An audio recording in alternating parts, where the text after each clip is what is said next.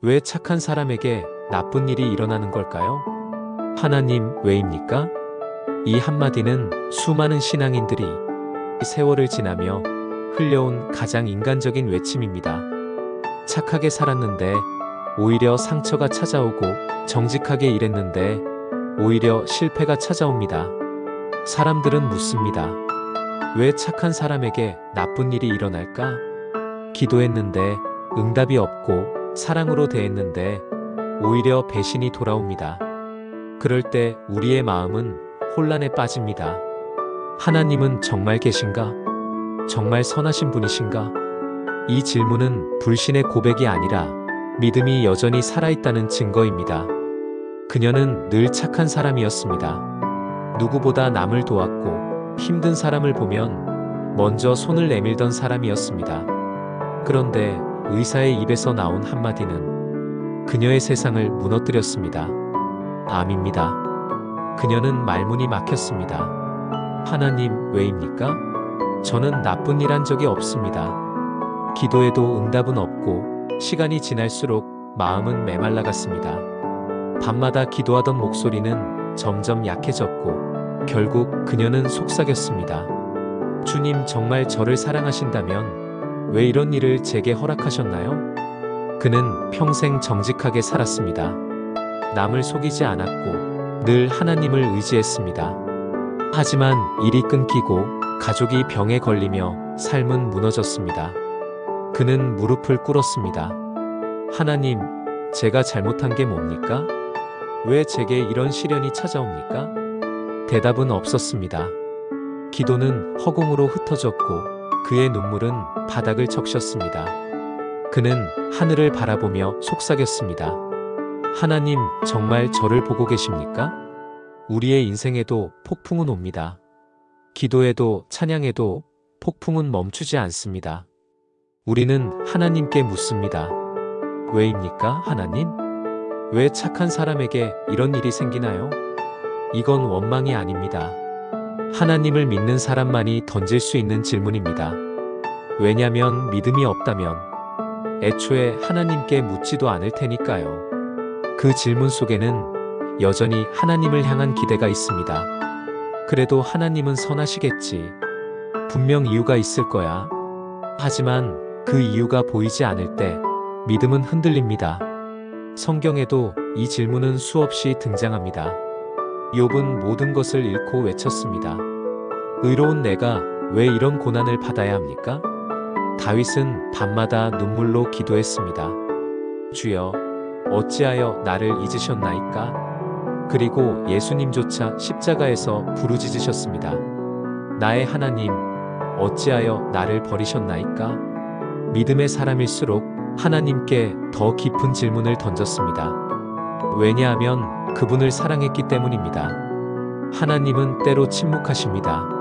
하지만 그분의 침묵은 무관심이 아니라 믿음을 단련하는 과정입니다.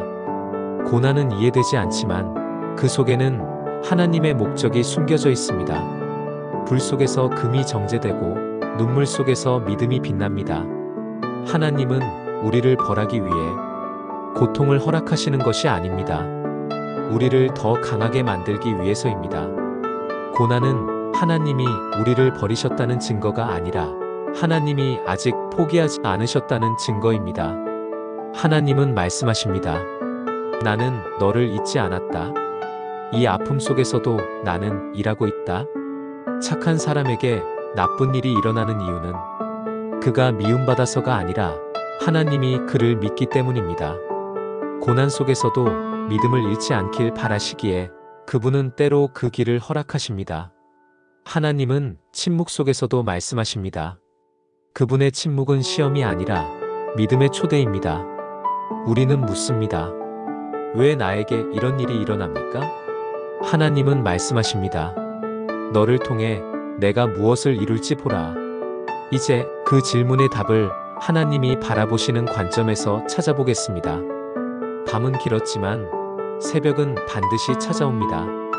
그건 마치 하나님이 어둠 속에서도 우리에게 새로운 빛을 준비하고 계시다는 증거입니다. 일부에서 우리는 물었습니다. 왜 착한 사람에게 나쁜 일이 일어날까? 이제 그 질문의 답을 하나님의 시선에서 바라볼 때입니다. 하나님은 우리의 눈으로 세상을 보지 않으십니다. 그분은 시간의 끝을 이미 보고 계시며 고난조차도 하나님의 계획 안에서 움직입니다. 하나님은 왜 고난을 허락하실까요? 그분의 목적은 우리를 부서뜨리기 위함이 아닙니다. 우리 안에 숨겨진 믿음을 꺼내기 위해서입니다. 꽃은 따뜻한 햇살이 아니라 차가운 겨울을 이겨내며 피어납니다. 마찬가지로 우리의 믿음도 평안 속이 아니라 시련 속에서 자라납니다. 눈물은 우리의 기도를 더 깊게 만들고 고난은 우리의 영혼을 단단하게 만듭니다. 금이 불 속에 들어가야만 순수한 빛을 내듯 믿음도 고난을 통과해야 진짜 믿음으로 정제됩니다. 욥은 말했습니다. 그가 나를 단련하신 후에는 내가 정금같이 나오리라. 하나님은 고난을 통해 우리의 믿음을 정금처럼 빚으십니다. 눈물의 시간은 헛되지 않습니다. 하나님은 그 눈물을 기억하시고 그 안에 당신의 계획을 새겨 넣으십니다. 모든 폭풍은 결국 지나갑니다. 그리고 그 자리에 새로운 평안이 찾아옵니다. 우리가 절망이라 말한 그 자리에서 하나님은 기적의 씨앗을 심고 계셨던 것입니다. 고난은 하나님의 창조의 재료입니다. 우리의 상처는 그분의 손에 닿을 때 회복의 도구로 바뀝니다. 하나님은 무너진 자리에서 새 일을 시작하십니다. 당신이 끝이라 생각한 곳이 하나님께는 새로운 시작점입니다. 그분은 눈물의 밭에 희망의 씨를 뿌리십니다. 절망은 하나님의 손에 닿는 순간 소망의 땅으로 변합니다. 하나님은 무너진 인생을 다시 세우시고 상처를 통로로 삼아 은혜를 흘려보내십니다. 고난은 하나님을 닮게 하는 학교입니다. 그분은 당신의 눈물을 헛되이 두지 않으십니다. 오늘의 고통은 내일의 위로가 되고 오늘의 상처는 누군가의 회복이 됩니다. 하나님은 당신을 통해 또 다른 영혼을 살리고자 하십니다. 그분은 당신의 삶을 당신이 상상하지 못한 방식으로 사용하십니다. 어쩌면 지금도 당신은 끝없는 어둠 속을 걷고 있을지 모릅니다. 기도에도 응답이 없고 하나님의 침묵은 너무 길게 느껴질 것입니다. 하지만 기억하세요. 하나님은 여전히 일하고 계십니다. 그분은 당신의 숨결 가까이에서 당신의 고통을 알고 계십니다. 고난은 하나님이 당신을 포기하신 증거가 아니라 당신을 통해 더 큰 일을 하시려는 과정입니다. 하나님은 침묵 속에서도 당신에게 말씀하고 계십니다. 그분의 계획은 언제나 선하며 고난의 끝에는 반드시 빛이 있습니다. 당신의 상처는 헛되지 않을 것입니다. 그 눈물은 하나님의 손에 담겨 누군가의 구원이 될 것입니다. 하나님은 말씀하십니다. 너는 알지 못하나 나는 너를 위해 일하고 있다. 착한 사람에게 나쁜 일이 일어나는 이유는 그분이 그를 포기하지 않으셨기 때문입니다. 하나님은 고난을 통해 당신을 믿음의 사람으로 세우십니다. 눈물의 끝에는 반드시 하나님의 미소가 기다리고 있습니다. 고난은 끝이 아닙니다. 그건 하나님이 새 일을 시작하신다는 신호입니다.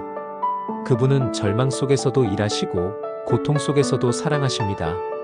착한 사람에게 나쁜 일이 일어날 때 하나님은 그 사람을 통해 세상의 빛을 비추고 계십니다.